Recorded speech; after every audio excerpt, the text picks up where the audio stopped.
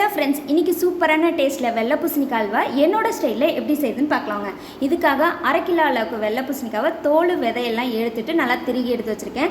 கடாயில் 2 table spoon நெய் சேர்த்துட்டு திருகி வச்சுருக்க வெள்ளை பூசணிக்காய் தண்ணி இல்லாமல் நல்லா பிழிஞ்சு எடுத்துட்டு நெய்யில் போட்டு பச்சை வாசனை போகிற அளவுக்கு நல்லா வதக்கிக்கலாம். இப்போது எடுத்து வச்சுருக்க தண்ணியை சேர்த்து தண்ணி வத்துற அளவுக்கு நல்லா வதக்கிட்டு 1 கப் அளவுக்கு சர்க்கரை சேர்த்துருக்கேன். ஸ்வீட்னஸ்க்கு உங்கள் விருப்பம் கூட குறைவும் சேர்த்துக்கலாம்.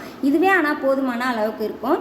10 பாதாமை வந்து சுடுதண்ணியில் ஊற வச்சுருந்தேன். அதை தோலெல்லாம் எடுத்துகிட்டு ஒரே ஒரு சிட்டிகை மஞ்சத்தூள் 1/2 டம்ளர் பால் ஊற்றி நல்லா விழுதாக அரைச்சிட்டு வதங்கிட்டு இருக்க இந்த வெள்ளை பூசணிக்காயை சேர்த்து நல்லா சுண்டி வர அளவுக்கு வதக்கி விடணும். ஒரு 10 நிமிஷம் போல் வதங்கினதுக்கப்புறம் 2 தடவை 2 டேபிள் ஸ்பூன் அளவுக்கு நெய்யை சேர்த்து நல்லா கிண்டி விட்டோம்னா அல்வா பதம் நல்லா திரண்டு வந்துடும். இந்த ஸ்டேஜில் நம்ம வீட்டில் என்ன நட்ஸ் இருக்கோ அதை நல்லா நெய்யில் வறுத்து கொட்டிக்கலாம். நான் பாதாமும் முந்திரி கொஞ்சமாக வெள்ளரி விதை சேர்த்துட்டு 4 ஏலக்காவை தட்டி சேர்த்துருந்தேன். நல்லா திரண்டு வந்ததுக்கப்புறம் எடுத்து கொடுங்க. சூப்பரான டேஸ்ட்டில் இருக்கும். பிடிச்சிருந்தா லைக் பண்ணுங்கள். தேங்க்யூ.